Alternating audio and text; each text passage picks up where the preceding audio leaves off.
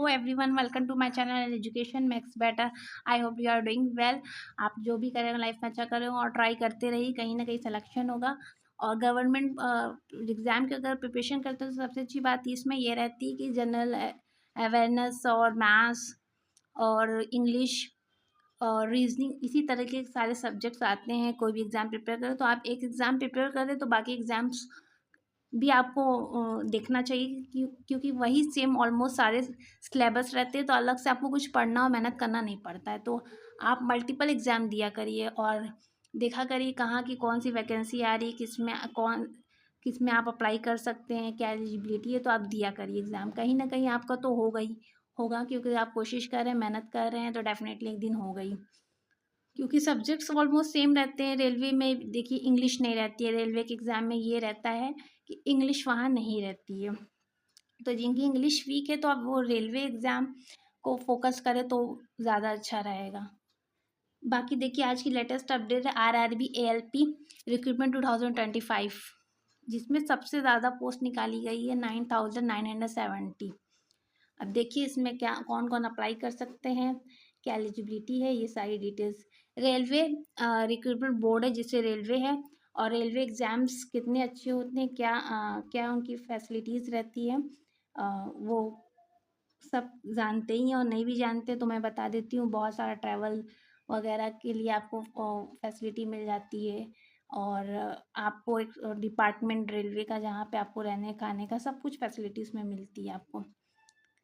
चलिए सबसे पहले इसकी फ़ीस की बात कर लेते हैं। रेलवे के एग्ज़ाम में सबसे अच्छी बात ये है कि वो fees general category OBC EWS की 500 रहती है। लेकिन अगर आप एक बार एग्ज़ाम दे दिए, प्री हो चाहे मीन्स हो, तब प्री एग्ज़ाम अगर आप एक बार दे देते तो आपको 400 रिफ़ंड कर दिया जाता है। ये रेलवे के सारे एग्ज़ाम में ये फ़ीस स्ट्रक्चर उनका रहता है। और ST SC ESM फीमेल की जो होती 250 रहती है, जो कि काफ़ी मिनिमम है। बट उनको भी प्री के एग्ज़ाम अगर आप दे देते तो उसके बाद आपको पूरा टोटल रिफ़ंड किया जाता है, मतलब एक तरीके से इनका ज़ीरो फीस रहता है। तो पेमेंट मोड आप ऑनलाइन होगा, अप्लाई प्रोसेस भी ऑनलाइन ही होना है। 19 मार्च 2025 पे अभी इसकी डेट नहीं निकाली गई कि ये लास्ट डेट कब होगी। और एग्ज़ाम डेट, एडमिट कार्ड, ये आपको पहले ही ऑफिशियल साइट पे अपडेट कर दिया जाएगा आप अप्लाई करेंगे तो। ठीक है, एज इसमें देखिए मिनिमम एज 18 मांगा गया, मैक्सिमम एज 33 ईयर्स मांगा गया। तो बहुत सारे कैटेगरी एज के हिसाब से आप इसमें लोग अप्लाई कर सकते हैं। क्वालिफ़िकेशन में basic qualification any graduate diploma है, ITI पास है, तो आप आराम से अप्लाई करिए, सोचना ही नहीं है। देखिए ये जोन वाइज देखिए निकाली गई है, किस जोन में कितनी वैकेंसी है। सेंट्रल रेलवे में 376 है, ईस्ट सेंट्रल रेलवे में 700 है, और सबसे ज़्यादा तो ईस्ट कोस्ट रेलवे में 1461। ये देख रहे इतनी ज़्यादा हर जोन के हिसाब से वैकेंसी निकाली गई, साउथ, नॉर्थ, ईस्ट, वेस्ट। तो आप उसी हिसाब से अपने जोन में अप्लाई कर लीजिएगा। ये देखिए अप्लाई लिंक देख रहे हैं अभी, ये शॉर्ट नोटिफिकेशन भी देख लीजिए आप।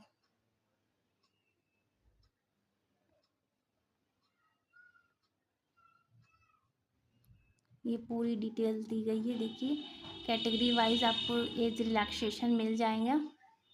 ये शॉर्ट नोटिफिकेशन है तो उतना ही दिया गया, डिटेल अभी आया नहीं है। तो आप इसमें ज़रूर अप्लाई करिए, बहुत अच्छी वैकेंसी है और इतनी ज़्यादा पोस्ट निकली है कि बहुत सारे लोग इसमें अप्लाई कर सकते हैं। तो ये शॉर्ट नोटिफिकेशन देखिए आया है, जिसमें कितनी जोन में कितनी वैकेंसी है यही दिया गया है।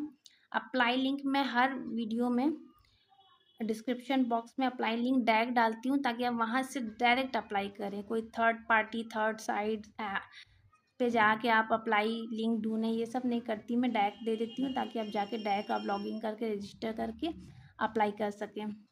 पेमेंट भी ऑनलाइन होता है और बेसिक डॉक्यूमेंट्स लगते हैं जैसा कि हर में, तो वो सारी चीज़ें करके आप अप्लाई कर लीजिए। फ़ोटो और साइज़ देख लिया करें, अक्सर बच्चों को और कमेंट आता है कि मैम फ़ोटो डॉक्यूमेंट्स अपलोड करने में प्रॉब्लम हो रही है।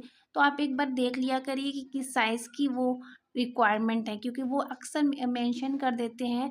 आप जब उनका ऑफ़िशियल नोटिफ़िकेशन पढ़ेंगे तो उसमें मेंशन रहता है कि इतने-इतने साइज़ की हमको फ़ोटो चाहिए, इतने-इतने साइज़ का हमको साइन का चाहिए। तो आप उसके हिसाब से कस्टमाइज़ करके, एडिट करके उनके साइज़ में डाल के कर लिएगा तो आपका डेफ़िनेटली अपलोड हो जाएगा, अप्लाई किया। और भी कोई डाउट हो, कोई कुछ ना समझ में आएगा तो मुझे कमेंट किया करिए। और कैसा वीडियो आपको चाहिए, किस तरह के कंटेंट चाहिए, कुछ भी डिटेल्स आपको लेना मुझे कमेंट किया करिए। चैनल को प्लीज़ लाइक शेयर सब्सक्राइब किया करिए। आप देख लेते हैं, सब्सक्राइब नहीं करते तो सब्सक्राइब करने का कष्ट करिए। और thank you, notification bell on कर दिया करिए ताकि इस तरीके के अपडेट में आपको तुरंत मिल जाए। और टाइम रहते आप किसी भी जॉब में जिसमें अप्लाई करना चाहते हैं आप अप्लाई कर लें। Thank you.